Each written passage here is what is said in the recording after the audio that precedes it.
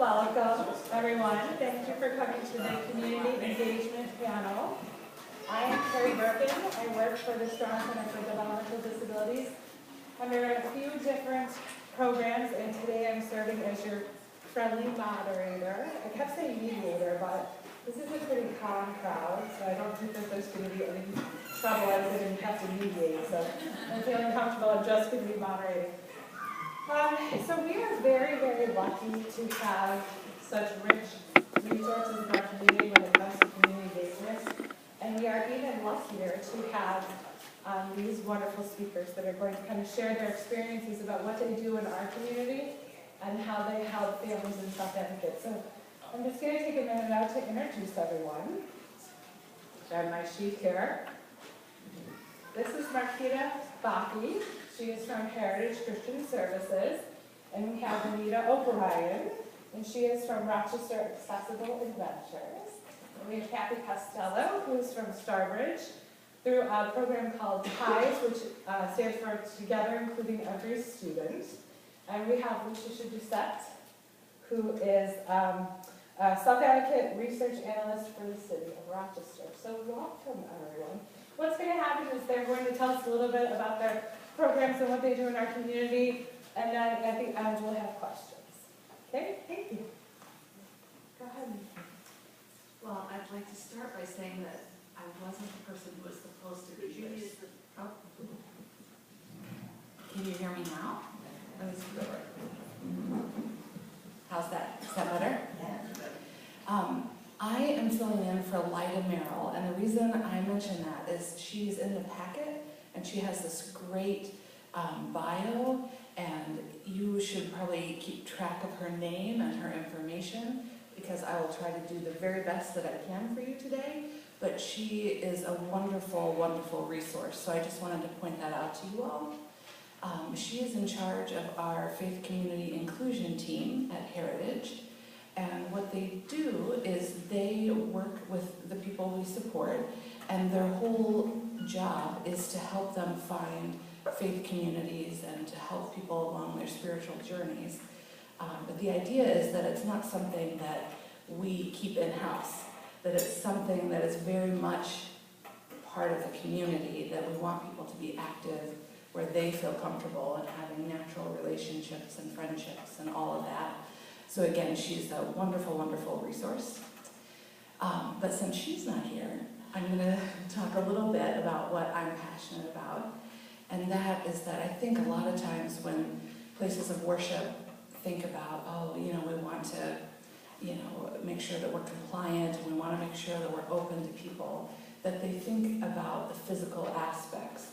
And while those are important, I think the majority of times it's not so much about a wider door or a wider aisle, it's about a wider welcome. And I think that's where we have a lot of work to do.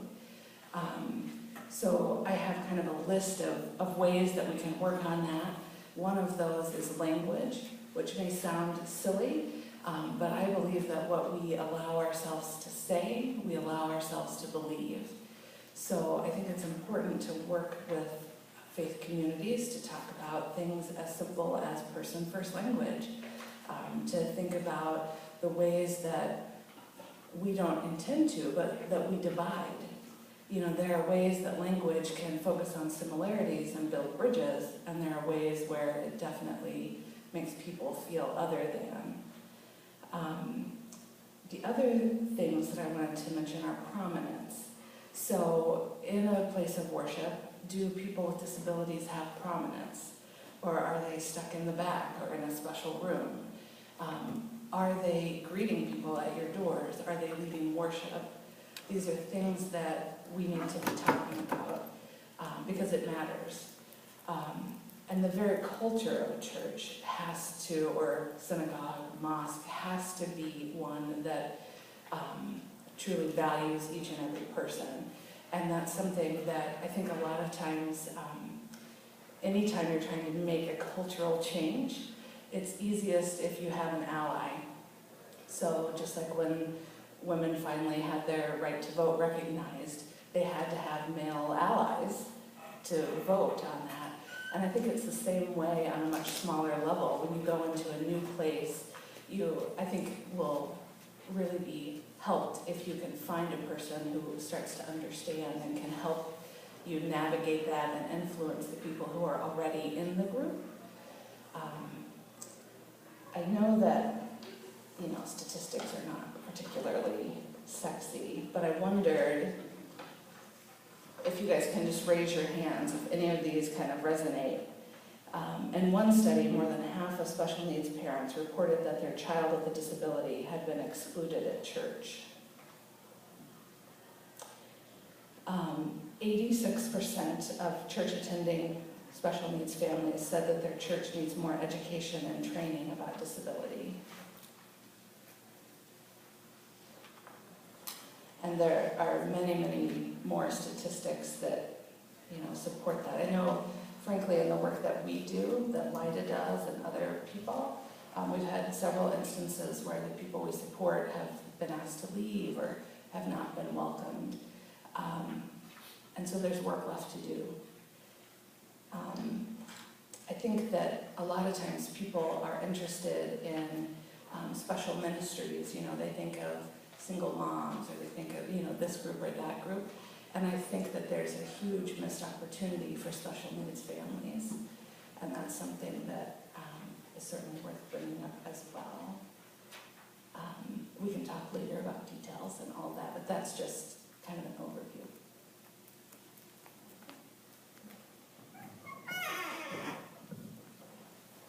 So in just a few minutes, I'll tell you a whole bunch of things that we're working on with Rochester Accessible Adventures to bring that same concept that Marquita talked about into the field of recreation. So I'm going to just throw things at you today, and then know that you can contact me. I do have a handout here that you can get afterwards, but we can continue the dialogue for sure. So my passion is that when you wake up on Saturday morning, or any day of the week, and that you have some free time, and you say, what do you want to do today?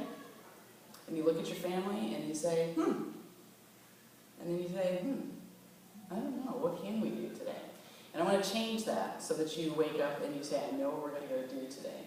Because there's going to be options in the community for you to be able to participate together in recreation along with your family and your chosen friends. So our mission with Rochester Accessible Adventures is to transform recreation businesses to include people with disabilities whenever their doors are open. This comes after 20 years of working in a program model where I was the provider of the adaptive recreation clinics and programs, and that's where the person with a disability could come and participate, and you knew that they would be safe and happy and learn new skills. When it came to your family time, your friends' time, you weren't able to continue those because I wasn't offering the program every day, and we were ready to do that. Little plug there with our website so that you can find some more information about what we're doing. And the reason that this was an issue, as you know, there are barriers to participating in recreation, and the Surgeon General has recognized many of those, and three that we've highlighted are the lack of adaptive equipment, inaccessibility in your hometown community, so you don't have to travel an hour to get to the one place that has the thing that you want to do. And also, the provider actually has knowledge to work with you and feels comfortable working with you and your family. And if you, in any one of those, if you picked an activity and said, yeah, I'd like to go hang gliding, and you have to go through and say, well, do they have the right equipment? Do they have knowledge to work with everybody in my group?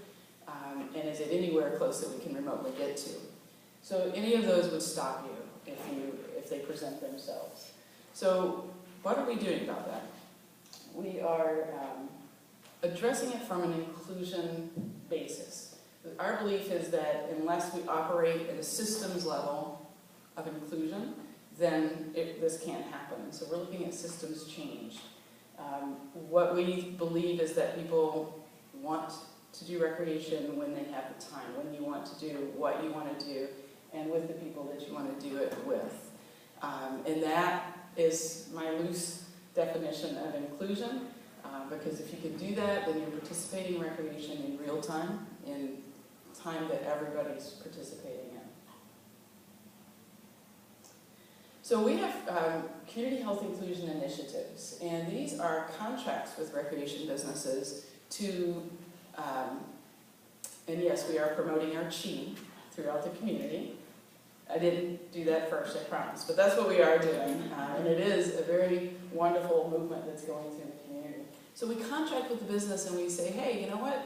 Inclusion is tangible. Inclusion is possible. And we have a model for having you assess what you're already doing from front end to back end, and looking at your complete system of operation. It does go beyond physical access. It goes into what your policies and procedures are. It goes into what pictures and images you're using on your website and on your brochures to try to bring people in, and the language that you're using to describe the support. Are you shouting it out victoriously? Yes, we can meet the needs of people in our community, or is that hidden on the back page?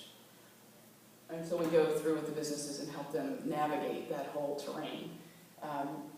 In the process, we are addressing those barriers of physical access issues, adaptive equipment issues, the training of the provider on how to use those pieces, and then also, as Makita talked about, that welcoming sense, the culture of a business, and looking at the end result being the impact on the individual and the families being able to participate together, and what needs to happen behind the scenes to make that possible.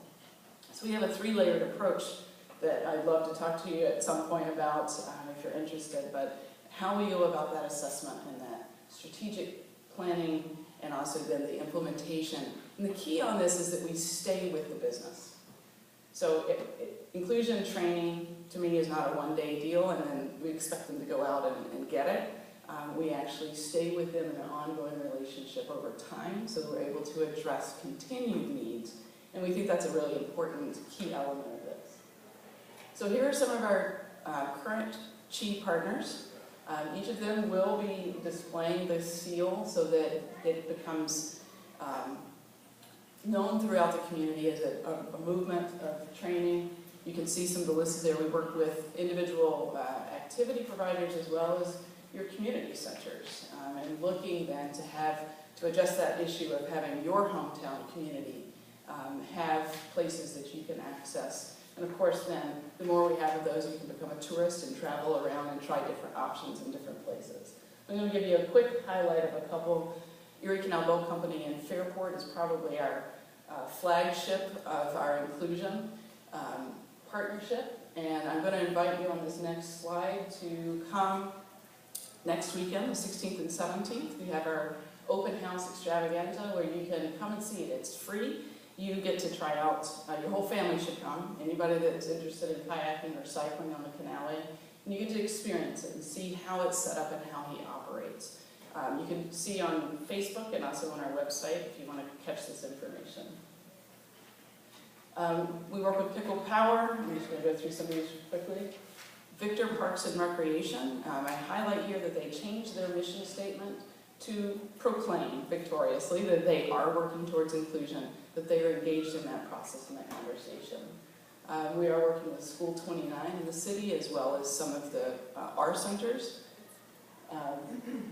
And my question to you and feedback later is going to be, where else would you like to go? And where do you see us moving into? Because our vision is that we are going to be able to address this question, go across Monroe County and have us be emerging leaders in inclusion and recreation, and then take that across the state. So you know what our vision is. Real quick on this, we're working with Monroe County with the Girls Sports Festival, and I just want to do a plug. If you know a child that's age 6 to 12, a girl, this event is for, again, is targeting that age group, and we are trying to help make that sports festival inclusive as well. So stay tuned for some of those developments. And then there's my visual, so you know we're intent on taking this across the canalway and into all of the various towns and counties around. And I think we have just connection information there if you want to reach out some more. Thanks for your time. Good morning. I'm Kathy Costello, and I get to talk to you today about TIES. TIES stands for Together Including Every Student. And we provide opportunities and support for students and adults who have developmental disabilities in any activity, inclusive activity of their choice. Where previously students with disabilities weren't attending activities because they didn't have the support, or were attending activities with the support of an adult, such as a parent or a paraprofessional, can now choose any activity they would like to participate in with the support of a trained peer volunteer. We are a program of Starbridge, if anybody's familiar with Starbridge here. And this is the mission of Starbridge. We provide a wealth of services besides ties. So, as I said, students who have disabilities, I'm a parent of now an adult who has a disability, and he really wanted to be involved in his community. So he, when he wanted to go to school of religion or be involved in anything in the recreation department, I went with him. I became the Boy Scout leader. I became the school of religion teacher. But I really became his obstacle in forming friendships because he was always attached to his mother going around. And students, we have found in school, when they go to school dances, oftentimes are going with their teacher or paraprofessional.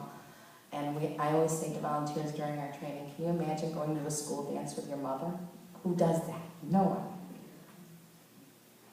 So I'll give you a little history of ties. So ties started with two parents, one of them being myself. We both had students, we both have children who have disabilities, who really wanted to participate in activities, but really couldn't because of the support they didn't have or the adult support they didn't have, and it wasn't inclusive. So we started ties, actually, so that they could have natural support in any activity they chose to do, any inclusive, organized activity according to their choice. We actually worked with our two local school districts, the other parent and myself, we answered an RFP in the ideas of inclusive recreation through the DPC. And after that first year, we thought, well, it's in our two school districts. We're great. We're the ties coordinators. We can include kids in our school districts. But then we had parents from neighboring school districts saying, well, we want ties.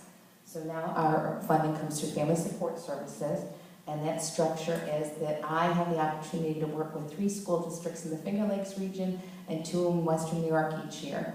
And Family Support Services provides that funding for me to go in to work with a special ed administrator to hire a ties coordinator. So each school district has their own coordinator, and train that person, have the program implemented, but they have to agree up front, the school district, that they will continue it after that year of funding. We've been in 50 school districts, and all of those school districts have continued it after that year of funding. So working with school districts, as I said, we hire a coordinator, and typically the coordinator we recruit is a parent of a child with a disability living in the district, because we really feel parent to parent can communicate better than schools sometimes with parents. And I always felt, being a parent, that when other parents wanted to join ties and have their child go out and do an activity, they felt comfortable saying, well, if she did it, I know it's safe for my child to do that. So participants, the students who have disabilities, are grades 3 through age 21. And after 21, we have found that still students want to participate in inclusive activities even when they're adults.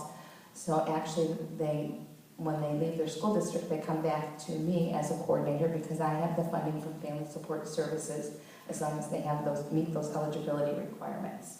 There's an application process, so each participant's family completes an application, a volunteer completes an application, the coordinator then follows up with the family, tries to find an activity that they would like to do. The parent actually signs up for the activity, and the coordinator is responsible for providing a trained peer volunteer to support them.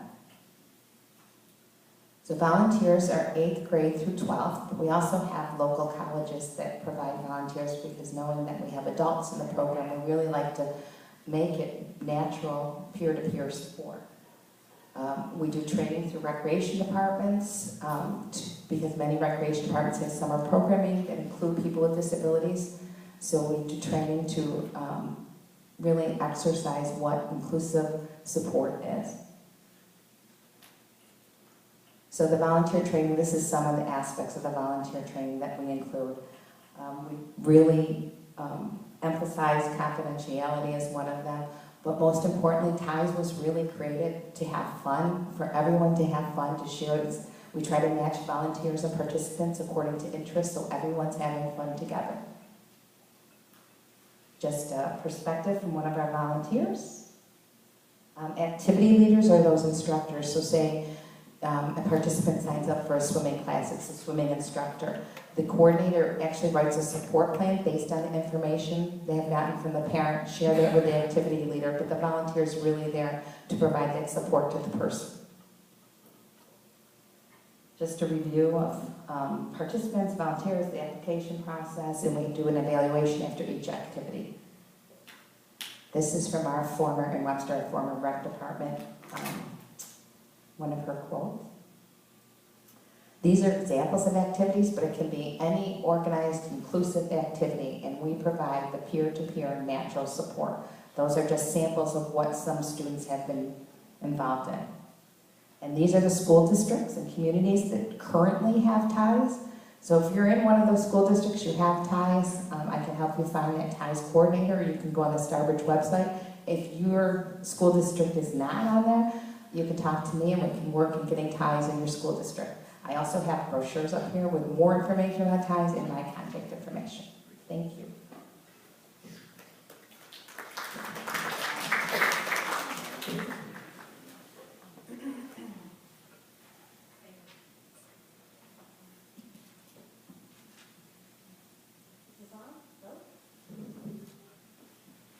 Say something again. Hello?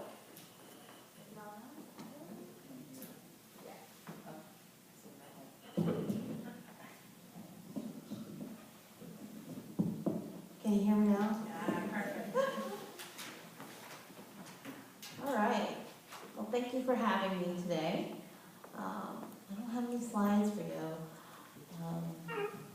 but I think this conference comes at a very timely point in what's going on right now. And so I'm going to start off with some sad facts, but we're going to end on a happy note. So I'm going to bring you in on this journey. As we know, there's been 2 very prominent cases of suicide that's happened in our nation. And for me, what's missing from that is the perspective of those who are disabled and those who have chronic pain. So it's estimated that over half of the suicides in this nation are from those who are in chronic pain. And for those who are disabled, the leading cause of depression is social isolation. So it means if you cannot access your community, you cannot access even the homes of your friends and family, you are stuck inside of your home, maybe you're in some sort of institution, and so your risk of depression is quite high. And we see this happen a lot within the community. And so for me, inclusion is not just kind of, a buzzword, etc. It's life-saving and it's life-changing. And that we have individuals who have a right to access their community, but that right is being denied because of, the broader thing of ableism, right? And when we talk about from a person's point of view, there's 2 different things. You can have something that is ADA compliant, but that does not necessarily mean that that thing is actually inclusive. And I find it ironic that we're in this space because this is a great ADA compliant space. But I remember one of the times that I brought my youngest brother here, and he was miserable the entire time. He's like, but you gotta, play, etc. And then he's, sitting on the Sesame steps, like, just absolutely depressed. And I was like, kiddo, what is going on? He's like, I don't like it here. And I said, why? He said, I can't play with you here. All the other parents and sisters and brothers are playing together and interacting, but every single time I try to do something, you have to sit over to the side. And when he said this, from the perspective of an 8-year-old child, I was like, well, my goodness, never really thought about that before.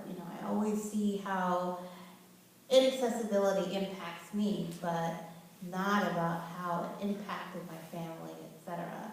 And just that ability to go out and do something was not something that we ever really had. And this is why, RA was so important, was that for the first time in his, young life, we were able to go on a bike ride together. Just a simple, sunny day, we were able to go out and share that experience. And he had never been able to do that before. And I had never been able to do that with, I have 4 brothers. The last one in line is the first one who was able to do that type of activity. And so when you think about children who are disabled and how play is such an essential part of growth for children, mainly in brain development, especially with the mind-body connection. So there's this thing called proprioception. I don't know if you know what that is, but proprioception is this thing where if your hand is out here, your hand is out here in space, right? For many disabled people, especially if you have a brain injury, spinal cord injury, something like that, this doesn't really happen. There are some times where if I'm going like this, I'll actually feel that my hand is behind me or above me. And so the ability to make that strong mind-body connection is very important. Children do this through play, hanging upside down. They're going to be climbing trees, swinging on a swing. So when you don't have inclusive, accessible playgrounds for disabled children, that impacts their growth, impacts their cognitive development, impacts their, social emotional development and how they see themselves. And then that has long-term impacts, for the rest of their lives.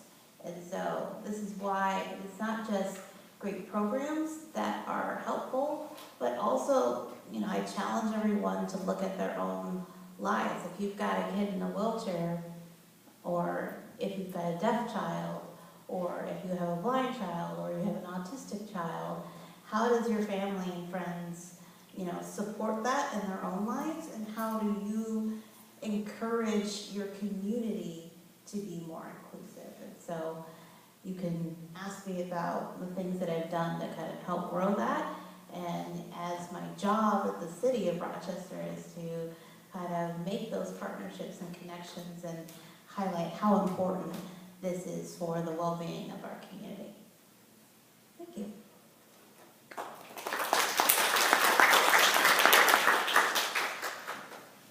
So we have about 11 minutes for questions, which is great. So questions, yeah.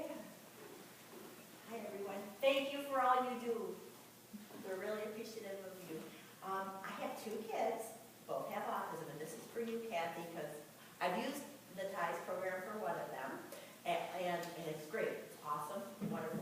I've always been nervous of doing it with my other one because of the level of supervision that he needs. Is there any way you could reassure me that that would be something I could do for him? Because it's like, these are like high school kids, and they're going to be hanging around with my kids, and it makes me nervous. So remember first, it's an adult supervised organized activity. So really the high school kid is providing the support so they can be included, but that adult is still in charge of the situation or the activity. If we find that there's people that need more support, then we may provide 2 volunteers to help. We'll do anything we can for that child to be included. We've had that happen in situations where we have found that we weren't providing enough support. Included more volunteers around that child to make it more inclusive and model, and it's been very successful. So I would say try it, and see if it works. Okay, thank you. Right here in the gray sweater, and then the I wanted to add what Sandy was saying. Sandy, at my school with my daughter, Katie, I was worried about that. So the school stepped up and provided a staff to be in the room too, just for flight issues that I was concerned with, that the size of my daughter versus the volunteer. My daughter's a big girl. And the TIES volunteer was very capable of working with Katie, but if Katie took off on her, the teacher leading the crafts group at the junior high couldn't leave that group, and so the school then stepped up and brought in a TA after school that they took care of in their budget. So it kind of helped me feel better. So I think there's different options too. There is, and we also, invite parents to stay in the building, actually not an activity, because we do want it to be natural support, but if you're worried about anything, please stay in the building. And if any of that comes up, then you're there. Kathy, what kind of training do you provide to the volunteers for K through 12 grade? Correct. So they go through, it's a 50-minute training, it's pretty generalized. We talk about peer support, we talk about inclusive, we talk about support strategies, person-first language, but when they actually are chosen to support a participant, they get an individual support plan that's put together by the TIES coordinator with information from the parent. So they get step-by-step how to support that person in the activity. So it's general, more generalized training piece, but then they get specific information. I didn't see Rochester City School District on others. Correct. So we should connect. They are not with us. They did have ties. We had a coordinator leave a couple years ago, but haven't continued it since. So if you're interested in that, Push it back or? absolutely, I think we should get it back. I think there's a need for it. There's just been so many administrative changes. But please, I'd love to talk to you afterwards to do that. Yeah, go ahead. I just have a question, and maybe something really simple, but I saw under your training where it said person-first language. I'm not sure if that means everyone speaks the same language. I'm not sure if there are key words that you use. I'm not sure if there are code words that you use, because I noticed that was like first, and I know it's very important. I just don't know what exactly that entails. So saying the person instead of the disability. So instead of saying the disabled child, John has a disability. So using the person first and recognizing the person as a person and the disability is part of that. Does that make sense? No code words. And I'll just add to that, there is also the concept of identity first language, so using the language that the person prefers to be referred to as is always the preference. And if you don't know, if you haven't engaged in that conversation to know that about the person, then person first language denotes that respect that you have, that it's not the wheelchair person, that's actually, you know, John first. And then, yeah, John uses a wheelchair. So we're really trying to shift people into an awareness of, I think Marquita said it first, that language has power and that we need to work on that. One of the things, because I do work a lot on language at Heritage, and I forgot to mention, we're not just faith community inclusion, we serve thousands of people throughout the area. We have residential programs, day programs, respite, all kinds of things. But one of the things that I do in communications is I really try to focus on that language and how we describe people. And so I sometimes tell people, you know, it's a medical diagnosis. So if you wouldn't say Marquita who takes high blood pressure medicine, then you might not need to say Marquita who has a disability. Like, we just really have to be careful about what we bring into it and how we introduce it, because again, like I said earlier, some things highlight our differences and some things build bridges, so that we know that maybe Marquita likes stationery and she likes a sweet tea, and that's something you can relate to instead of Marquita who takes high blood pressure medicine. And I have a very different and radical perspective. Highlight the disability. There's a advocacy kind of campaign called Just Say the Word, Just Say Disabled, because it is no different than me being black, it is no different than me being queer, it is no different than me being a woman. And so, like, highlight the difference, because part of what we do as a society is want to not acknowledge that, you know, we're disabled, and not acknowledge that, you know, we're kind of here. So I'm a very identity first individual, and that's going to change depending on who you talk to. But I don't use the term special needs. I think it's weird, and there's nothing special about me. I know my friends and family love me a lot, but, you know, like, I'm not more special than anyone else. I wouldn't say that about my hair. You know, I don't have special needs hair. It's just different and has different needs than anyone else. And you don't go to Wegmans to the special needs hair section. You know, like, it's just black people here, you know. So that's how I see those things, and I think as organizations, to know and understand that there is that nuance within the community, and that's why the community and person's voice is so important, because you don't want to, you know, irritate someone that you're working with because you're not hip to what's going on within the disability rights community. So that's, you know, my suggestion.